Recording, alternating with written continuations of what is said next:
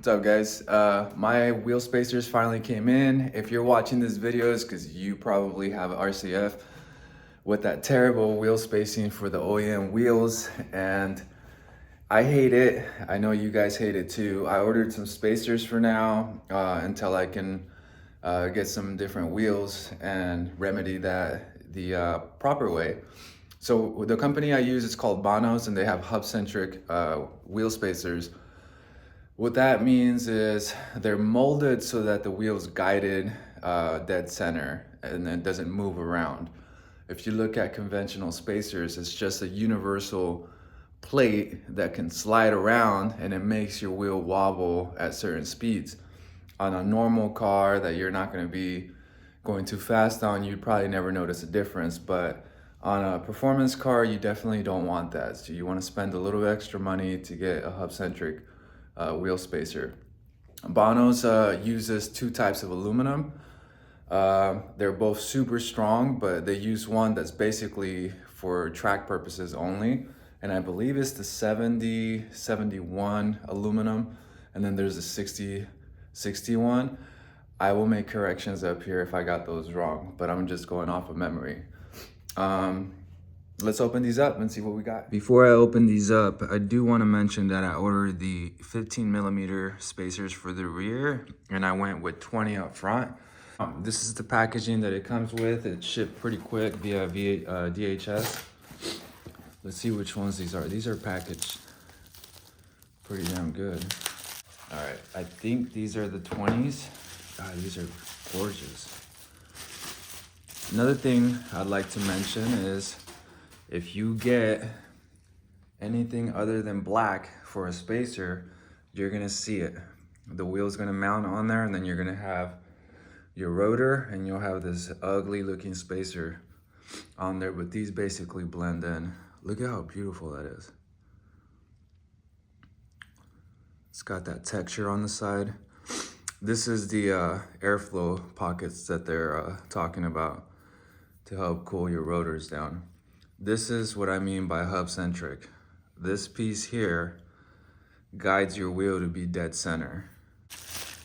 Oh, these are the 20s. So those were the 15s that I showed you guys at first. Ooh, look at how beefy that is. That's gonna take care of that ugly wheel spacing up front. Look at that. Wow.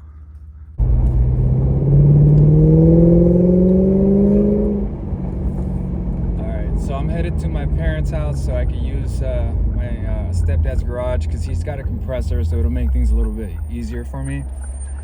I don't know if you guys can hear that squeak. My brakes are good. They still have a lot of pad left, but they squeak, and they've been squeaking non-stop since I got the car. So I ordered some new brake pads, and I'm going to change those out, clean out the rotors a little bit, and I'm gonna degrease the calipers as well, because there's some gunk on there that I can't get to. The rims are kind of, the spokes are too close together, so it's really hard to get in there. So while I have the wheels off to get these spacers in, I'll be able to do that.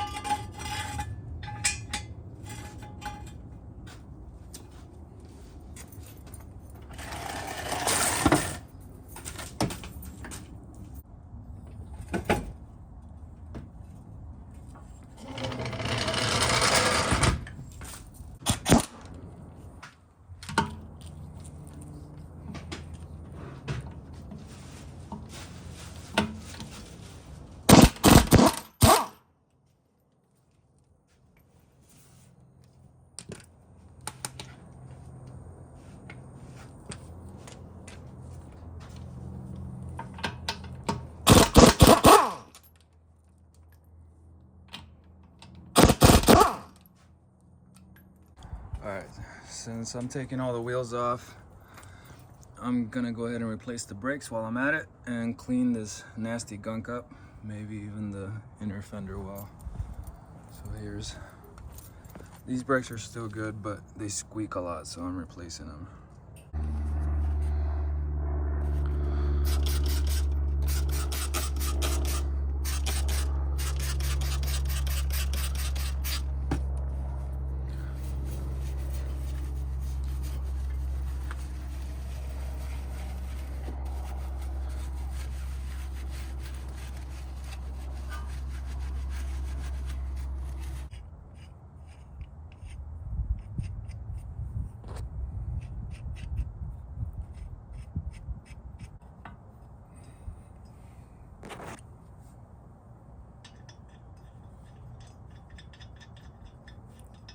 All right, I want to show you guys something really cool about these spacers is you don't need a special socket when you use your impact for these because they're bored out with enough space for you to get the socket in there. I've seen a few people grinding down sockets for cheaper hubs, spacers, and this is just a normal socket. Look how thick it is. So just something to think about when you buy your stuff. All right, another thing I want to point out is that if your studs stick out right here and your wheel does not have this gap on the inside, you're gonna have to trim that down. In my case, for the RCF, you don't have to. They slip right in and the wheel goes flush. Just something to keep in mind.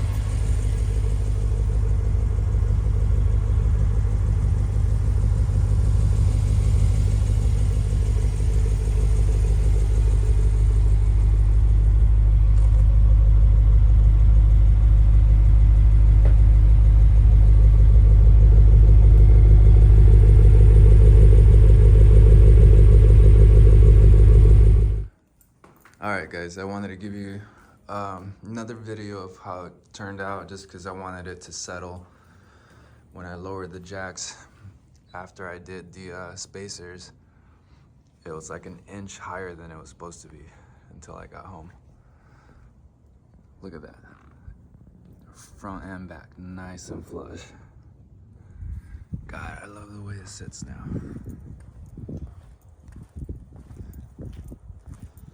Caliper's nice and clean now.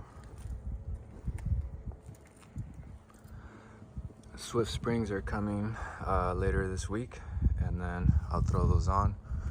We'll get rid of that gap right here in the front. But just coming together nice. I didn't make a video on this, but I did install a auto start bypass, and if you do this, it's supposed to start 3 times, I think. 1, 2, 3. There we go.